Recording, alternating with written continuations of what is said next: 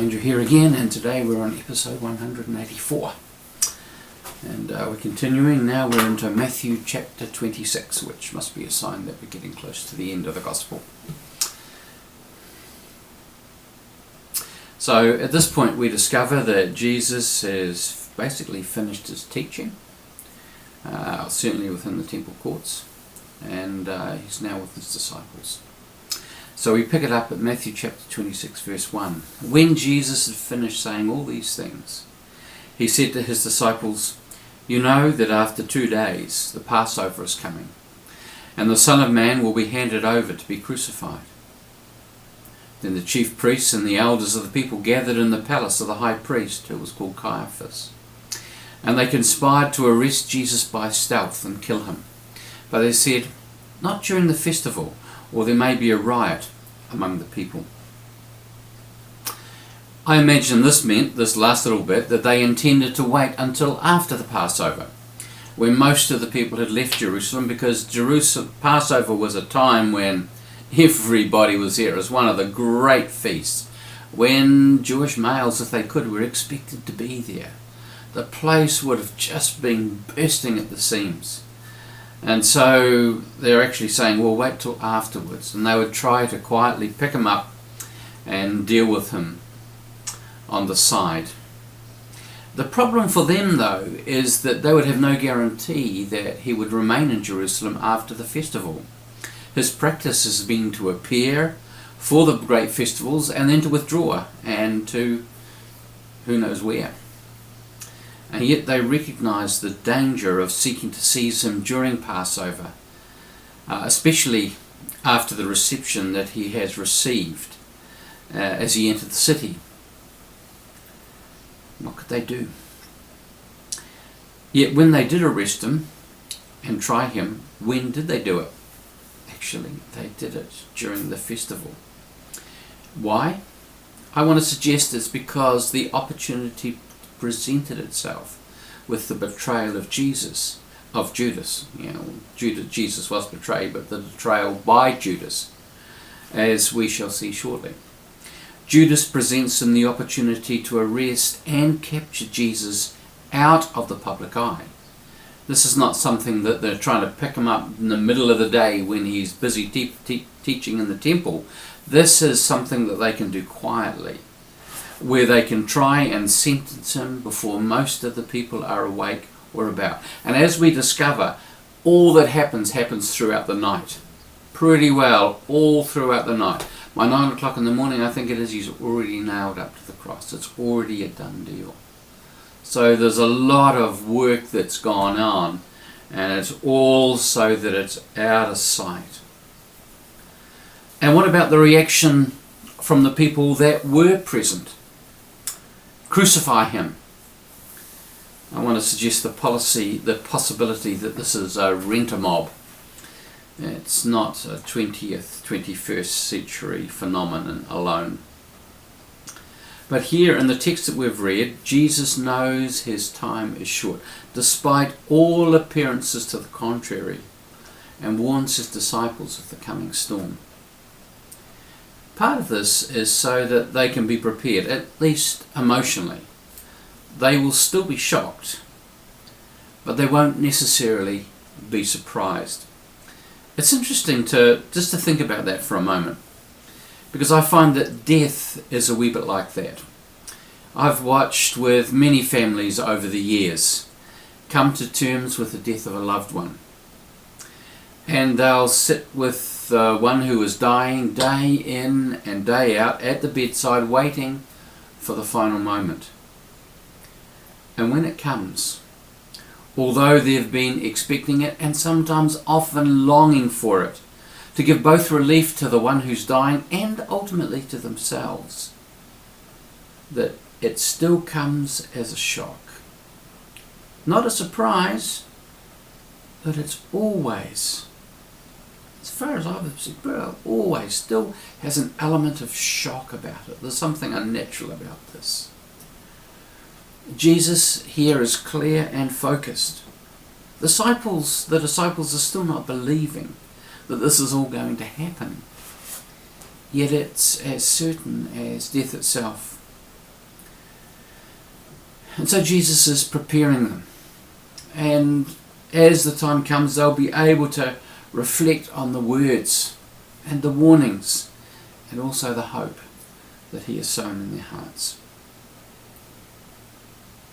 I want to reflect now too, though, on the animus that the religious leaders have towards Jesus. The sense of threat that they sensed that he presented. And I've been wondering what that was. He clearly had foregone the opportunity to lead an armed rebellion against the Romans. There were no longer people lining up to follow his command to overthrow the established order. He wasn't going to make it, because it's becoming clear that he was never going to be issuing that kind of a command. So why do they continue to go after him and to be so intentional about it? What threat did Jesus present? I want to suggest that perhaps at some deep level they recognised that he had something that they, the keepers of the cult, did not have. A power that their religion was unable to bequeath upon its followers. An authority over mind and spirit that presented a threat to their whole way of life. A potential to undermine the social order, the control they had over the people through the constant reinforcement of the law that called for sacrifice and for obedience to their authority. They were the ones that get to call the shots. A way of doing life that Jesus seemed to be promoting that was in itself life-giving. Pardon me. And a way that offered people freedom, real freedom, no longer bound by shame and guilt.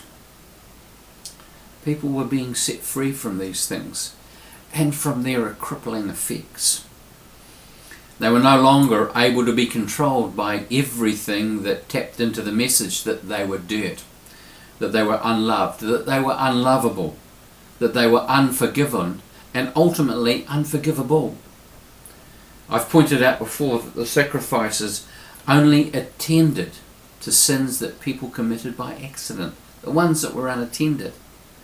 There were no sacrifices for willful and intentional sins.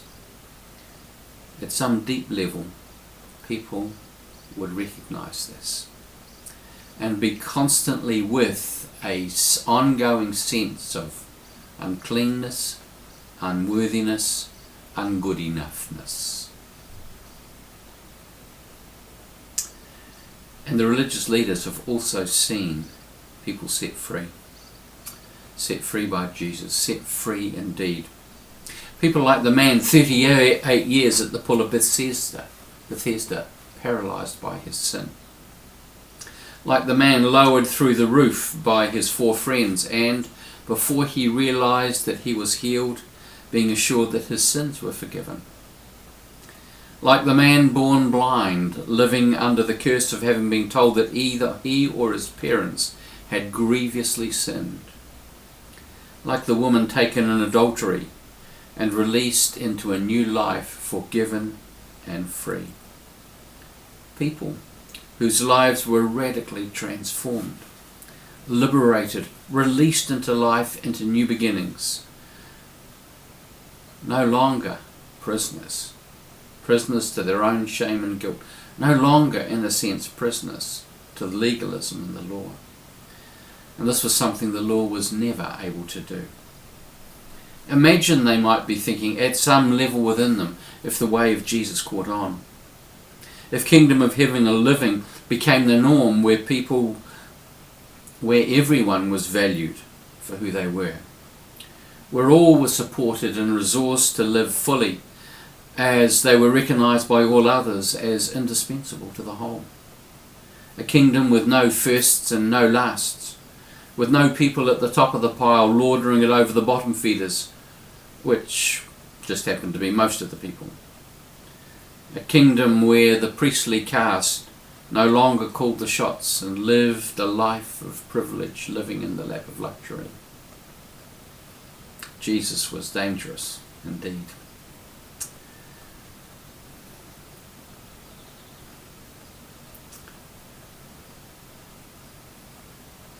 Maybe at some level, the religious leaders intuitively knew that Jesus presented to them a much greater threat than a military uprising. Maybe. God bless you.